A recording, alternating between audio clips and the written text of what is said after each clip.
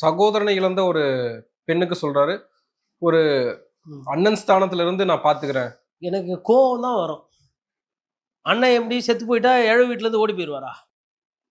அண்ணன், தாய்மாமன்ற வார்த்தையை வந்து விஜய் பண்ணாம, நான் உங்க தலைவன், நான் வந்து உங்க கட்சி தலைவரு, நான் வந்து உச்சக்கட்ட நடிகர், இப்படி ஒரு வார்த்தைகளை அவர் பயன்படுத்தினார். அது சால பொருந்ததாக இருக்கும்.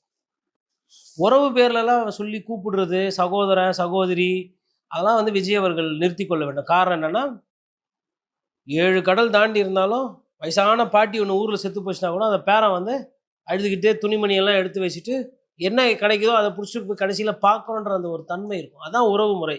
அதான் நட்பு. அதான் ஒரு இறந்தவர்களுக்கு குடுக்க வேண்டிய, ஒரு கடைசியா குடுக்க வேண்டிய ஒரு இறுதிக்கட்ட மரியாதையோ, காதலோ, அன்போ, பாசமோ எது வேணா வச்சுக்கலாம்.